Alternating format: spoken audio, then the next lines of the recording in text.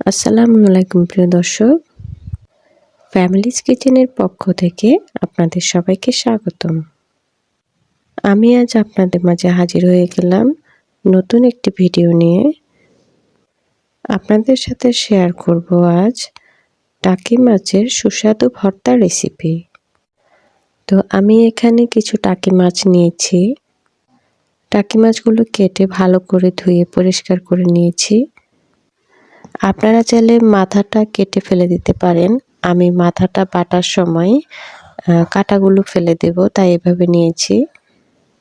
টাকি মাছের ভর্তা যারা পছন্দ করেন না, তারা যদি আমার এই প্রসেসে করে নেন, তাহলে এর স্বাদ ভোলার মতো নয়। এখানে আমি কিছু বরবটি সেদ্ধ হতে দিয়েছি। বরবটি সেদ্ধ হতে বেশি সময় লাগে না, 5 থেকে 7 মিনিটের মধ্যে বরবটিটা সেদ্ধ হয়ে যাবে। বরবটিটা আমি ছোট ছোট করে কেটে নিয়েছি। আপনারাও চেষ্টা করবেন এভাবে ছোট ছোট করে কেটে নিতে, তাহলে ভর্তা বানানোর সময় আর অসুবিধায় পড়তে হবে না। এভাবে বরবটি সেদ্ধ করে মাছের সাথে যদি অ্যাড করা যায়, তাহলে এর টেস্টটা আরও বহুগুণে বেড়ে যাবে। আপনারাও এভাবে মাছের সাথে বরবটি বা সিম দিয়ে নিতে পারেন, তাহলে এর টেস্টটা ভালো আসবে। বরবটির পানিটা প্রায় শুকিয়ে আসছে। পানিটা আমি ভালো করে শুকিয়ে নিচ্ছি। এরপর একটি কড়াইতে আমি সরিষার তেল দিয়ে দিলাম। এর মধ্যে সামান্য লবণ ছিটিয়ে দিলাম। এর মধ্যে দিয়ে দেব টাকি মাছগুলো। তো তেলটা গরম হওয়ার পর আমি এক এক করে মাছটা দিয়ে দিচ্ছি। মাছটা দেওয়ার সাথে সাথে নাড়া যাবে না। কিছুক্ষণ পরে মাছটা যখন হালকা শক্ত হয়ে আসবে, তখন উল্টে দিতে হবে। টাকি মাছ আমাদের শরীরের জন্য অনেক উপকারী, বিশেষ করে যাদের হিমোগ্লোবিনের পরিমাণ কম থাকে, তাদের এই টাকি মাছ অনেক উপকার দেবে শরীরে। তা আমি এখন মাছটা উল্টে দিচ্ছি।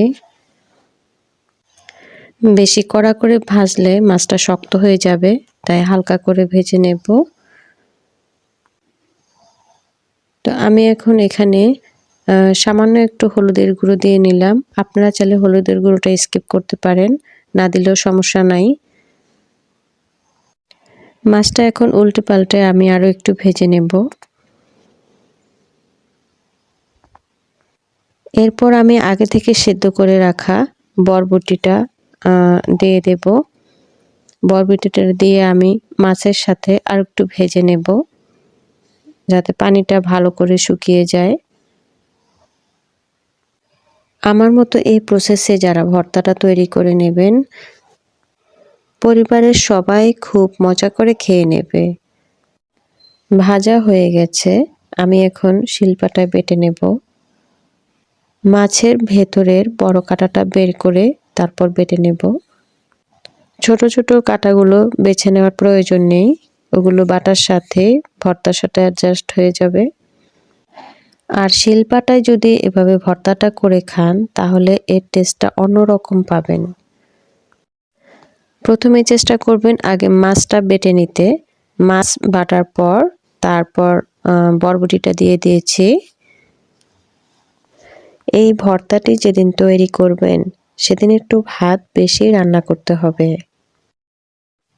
ভর্তা ছাড়া তো আমার একদিনই চলে না। আপনাদের কার কার ভর্তা পছন্দ, কমেন্টে জানিয়ে যাবেন কিন্তু। তরকারি দিয়ে ভাত খাওয়ার আগে যদি এভাবে ভর্তা দিয়ে গরম গরম ভাতের সাথে খাওয়া যায়, তাহলে মুখের রুচিরও পরিবর্তন হয়। তো আমি এখন দিয়ে দিচ্ছি পেঁয়াজ, ধনেপাতা, শুকনো মরিচ আর পরিমাণ মতো লবণ। লবণটা আপনারা বুঝে দিবেন, যেহেতু প্রথমে মাছ ভাজার সময় সামান্য লবণ দিয়েছিলাম। তো সবগুলো এখন বেটে নিচ্ছি। এই ভর্তাটার সাথে পেঁয়াজ আর ধনেপাতাটা একটু বেশি দেওয়ার চেষ্টা করবেন, তাহলে ভর্তাটা খেতে অসম্ভব মজার হবে। সবশেষে আমি একটু সরিষার তেল মেখে নিলাম। তো ভর্তাটা আমার এখন একদমই রেডি। এইভাবে ভর্তা বানিয়ে গরম গরম ভাতের সাথে পরিবেশন করুন। ভিডিওটি ভালো লাগলে লাইক, কমেন্ট এবং সাবস্ক্রাইব করে পাশে থাকবেন। কথা হবে পরবর্তী ভিডিওতে। সে পর্যন্ত সবাই ভালো থাকুন, সুস্থ থাকুন আর আমার জন্য দোয়া করবেন। আল্লাহ হাফেজ।